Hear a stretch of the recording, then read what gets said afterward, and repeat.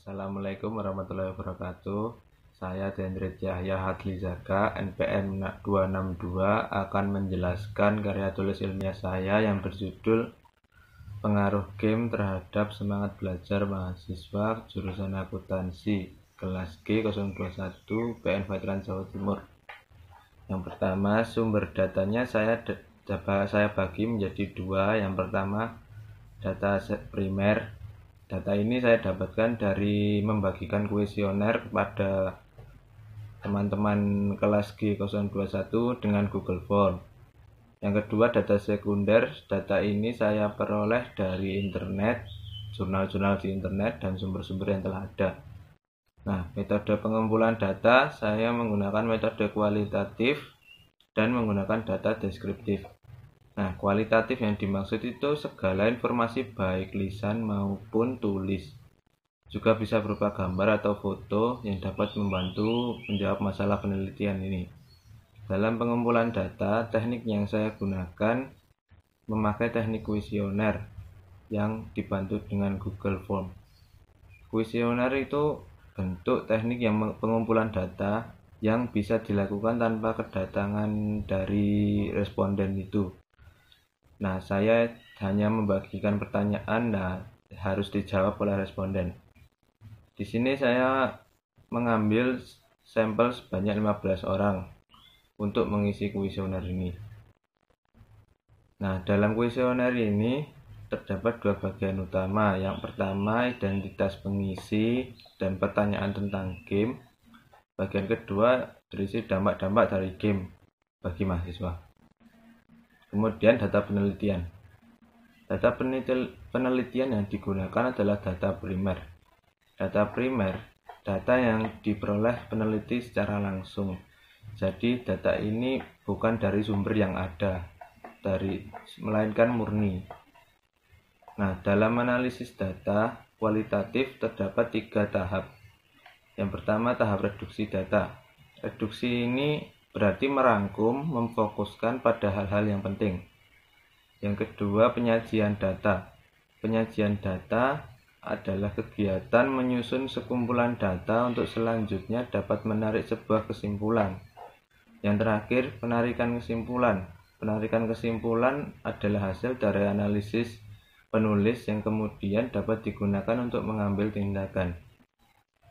Kemudian selanjutnya pembahasan. Game adalah salah satu hiburan bagi anak-anak. Tetapi pada era sekarang ini bukan anak-anak saja yang bermain game. Bahkan orang dewasa pun juga bermain, termasuk mahasiswa.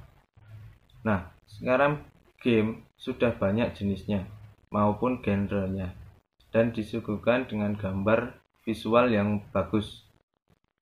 Membuat pemainnya jadi ketagihan untuk terus bermain. Nah, pada penelitian ini tujuan untuk melihat bagaimana pengaruh game terhadap semangat belajar mahasiswa.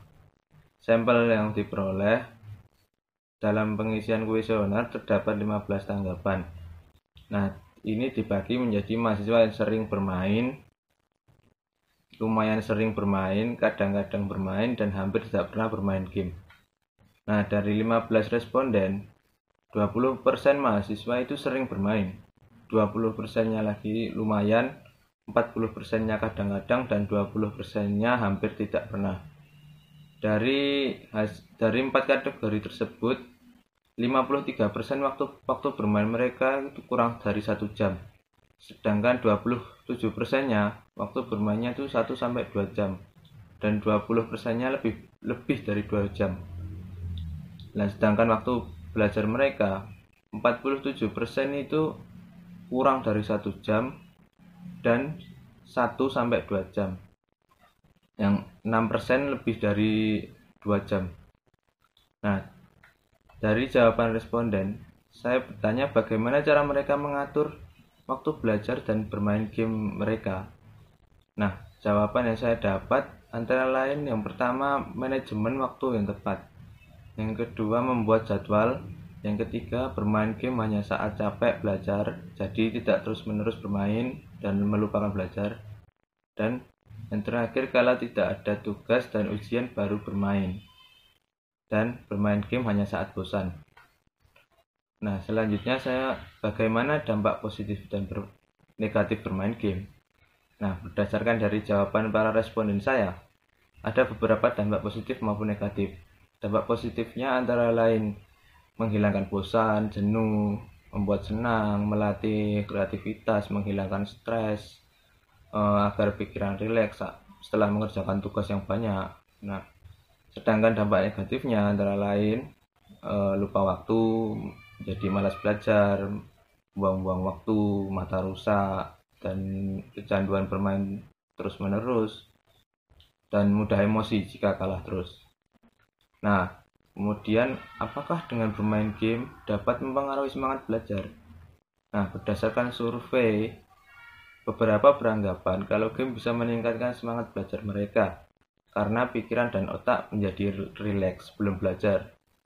Selain itu, game juga menjadi solusi untuk menghibur di tengah penatnya belajar. Nah, dan beberapa yang lainnya juga beranggapan kalau game itu menurunkan semangat belajar mahasiswa. Karena kalau kita keasikan bermain game, kita akan melupakan segalanya. Nah, dan beberapa yang beranggapan kalau game tidak mempengaruhi semangat belajar karena game hanyalah selingan ketika capek dan untuk menghilangkan penat. Nah, kesimpulan yang saya dapatkan dari penelitian ini, sebenarnya berpengaruh tidaknya game itu tergantung dari pribadi masing-masing, tergantung bagaimana masing-masing individu itu menyikapinya. Kita harus bisa membagi waktu antara game, bermain, dan belajar. Jadi jangan sampai kita kecanduan bermain game, bisa berdampak pada kegiatan belajar kita, prestasi bisa menurun, nilai bisa anjlok. Nah, tetap utamakanlah belajar. Bermain game itu boleh, tapi waktunya itu ada sendiri, dan bermainlah seperlunya di saat gak ada tugas dan ujian. Tuh. Nah, dampak lainnya juga itu untuk kesehatan. Mata itu juga menjadi rusak apabila kita terus-menerus di depan gadget. Nah, itu kurang lebihnya seperti itu yang saya bisa jelaskan. Kurang lebihnya mohon maaf. Wassalamualaikum warahmatullahi wabarakatuh.